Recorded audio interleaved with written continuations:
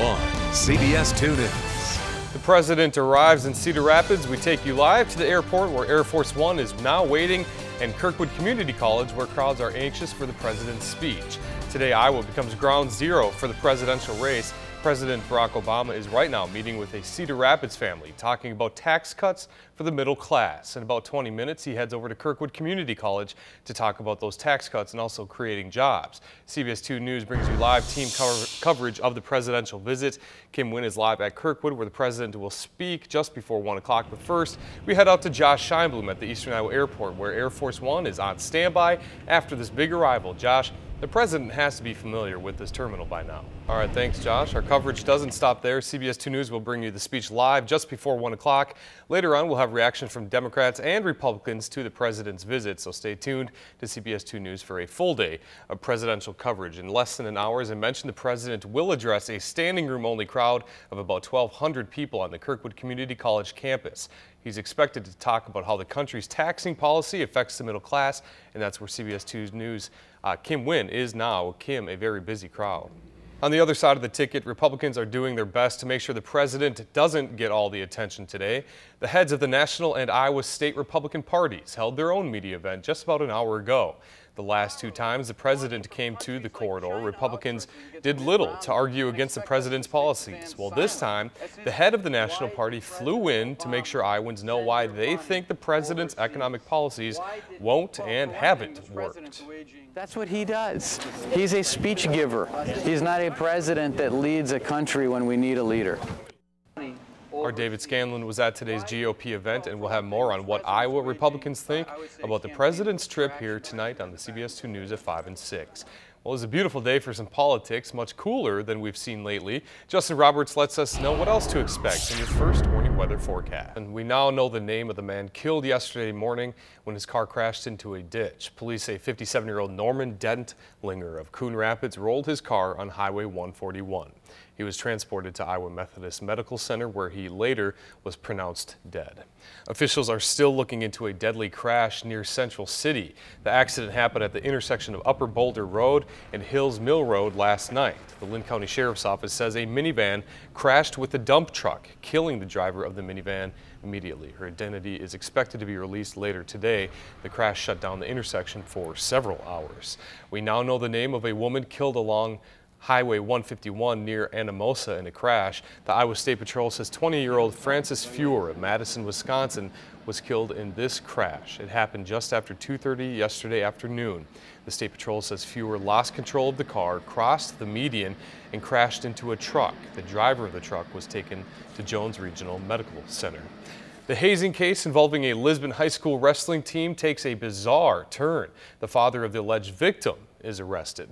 Authorities say 37-year-old Donald Santee punched a 17-year-old in the face inside the Linn County Courthouse. Now, this apparently after the teenager testified in the case. This is video of Santee right after he posted bail. He is now charged with assault causing bodily injury.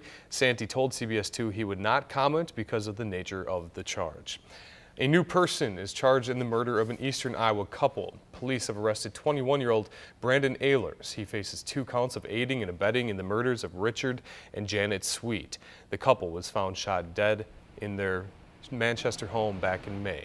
Their 17-year-old grandson Isaiah Sweet is accused of pulling the trigger. He's pleaded not guilty to 2 counts of first-degree murder. His trial is set to begin in August. Cedar Rapids police are looking for information this afternoon after an injured man is dropped off at the hospital. Just before midnight, 44-year-old Frank Pledge, seen here in an interview last April complaining about gang violence in the city, was found with a head injury outside St. Luke's. Pledge was later taken to the University of Iowa hospitals, but his condition is unknown this afternoon. Police still aren't sure how that injury occurred, so anyone with information is asked to contact Crime Stoppers. Contaminated water in Williamsburg forces 3 businesses to close. Iowa officials closed the Clarion Inn, the Wasserbahn Water Park, and the 7 Villages restaurant until their water supply is safe to drink. A DNR water test found E. coli bacteria in the motel's well water. Public officials public health officials say no one has reported becoming sick from that water. And now it is time to choose your news. We want to know which news story you want to see tonight. Is it boy gets award for saving dad, girl jumps from ride during storm, or missing class ring returned 20 years later? Vote on our Facebook page, KGAN CBS 2, and we'll run the story you choose tonight at 5 o'clock. Coming up, shooting for gold, what inspired this 21-year-old to head to London for the 2012 Olympics. And resisting the drought, how Iowa's corn is faring this week as hot and dry weather continues, and how one company is trying to solve the problem. With those clear skies ahead, many farmers are worried about their crops. According to the USDA, less than half of this year's Iowa corn crop is rated good or higher. That's down more than 16% in just 1 week. Johnston-based company Pioneer is now working to create seeds that can handle hot, dry weather, and its newest product can even survive a drought for the most part. It gives us protection on that low-end yield potential, but still allows us to make some really good Iowa-based yield levels that we come to expect when we get more normal rainfall. Experts say the drought doesn't just affect crops, though. It's harder to feed livestock and keep them healthy, too. But while it's dry, it is perfect weather to get out and do a little fishing. You could win a prize worth more than $4,000 for sending us your best big catch photo. To enter, just go to our website, kgan.com, click on contests, then look for Fishing Photo Frenzy. Remember, you must be 18 or older to win. Submit your favorite picture, and each Sunday night on the CBS 2 News at 10 during sports, we'll announce a weekly winner. The grand prize winner of a trip for 6 to the Border View Lodge in northern Minnesota will be announced September 2nd. Coming up on CBS 2, Uphill Climb, how one athlete turned personal tragedy into a quest for gold. One member of the U.S. Air Rifle team turned a personal tragedy into her motivation to make her first Olympic Games. Now Sarah Shearer says she's ready to shoot for gold. Drew Levinson has her story from Colorado Springs, Colorado. Deep inside the U.S. Olympic Training Center.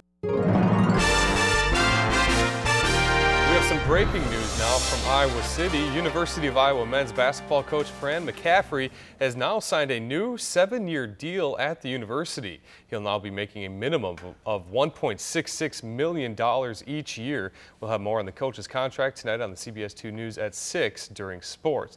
And that's quite the news for Iowa fans. And folding chair companies. We'll have to get the assembly lines going. We'll leave you with a live look at Kirkwood Community College. President Barack Obama is set to speak in just a bit. Stick with CBS 2 News throughout the day for updates on his visit. Have a great afternoon.